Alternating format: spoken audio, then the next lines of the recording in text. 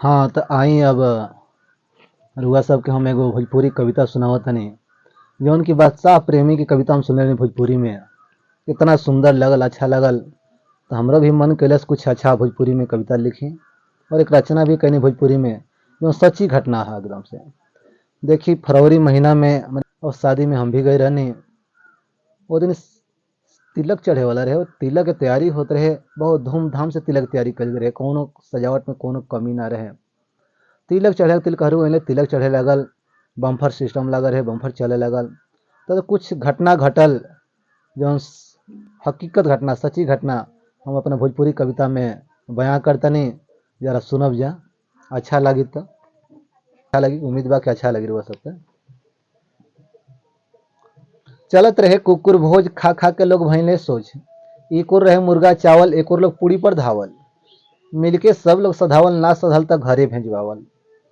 एगो के जगह उठावे 4 गो, और न तो कहे तेहू तनी मारियो। जे संगवा में रहे ओकरा कहे लोग। ये घर वास्तविक बात बा कि अगर तिलक आवत है, कहीं एक जगह के निमंत्रण होता है एक आदमी के, तो साथ में कम से कम 2 आदमी तो अधिक से 3 आदमी तो जाते बा। कारण बा भाई मोटरसाइकिल से एक बार ना दौड़ा के, मोटरसाइकिल वाला तो अकेले जाइए ना, संगे साथिया लेके तो जेबे करी हैं। तो वह रहे लोग एगो के जगह उठावे 4 गो, न तो कहे तेहू तनी मारियो। अइले तिलकहरू बैठले आसन लगाई, अइले तिलकहरू बैठले आसन लगाई। केहू घूमे लगल तो केहू सुतल खटिया बिछाई। चढ़े लगल जब तिलक, बुढ़ऊ लोग चलने हिलत। पंडित जी करे लगले मंत्रोच्चार, तो नौनिया कहे कि पहले नेग हमार। पंडित जी लिहले हरि सुखार, तब नौनिया दौड़ के दिहलस मारी। भइल भगदड़ तिलक में, आह दादी का होई। तो जे लोग रहे समझा बुझा के बैठावल, जे लोग रहे वो समझा बुझा के बैठावल, एक तरह से तिलक चढ़ावल। अब खिस्सा सुनी आगे, खा खा के तिलकहरू लगले भागे। भाई इतना मेहनत करे, इतना सजाओ रे, शौक सिंह करे, फिर भी तिलकहरू लगले भागे।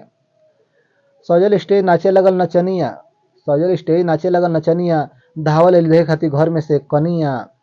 नाचे खातिर नीचे, नाचे खातिर नीचे लगन लोग धे के खींचे नचनिया के। नाचे खातिर भइल जब ठेलम ठेला, तब ले सारे धैलस बहनोई के फफेला। भइल भगदड़ स्टेजे पर, स्टेजे पर भइल पटकापटकी सारे बहनोई में। उठ के मरलस एक फाइट खींच के ठाई से, उठ के मरलस एक फाइट खींच के ठाई से, आ सारा भुइया गिरले धाई से। बूढ़ बुजुर्ग जे रहे आइल, अपन अपन बात रखाइल।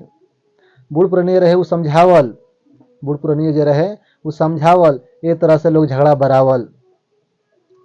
कहले लोग काहे करत तारा मारा मारी, कहल लोग काहे करत तारा मारा मारी, आ दुलरुआ सार ह जौन देता गारी। जब झगड़ा पटा गइल, झपोली में पूरी बन्हा गइल, कनियाई पूरी विदाई होला। तिलकहरू के भइल विदाई, अब हम कतना ले सुनाई। अभी आज के लिए बस इतने, आज के लिए बस इतने।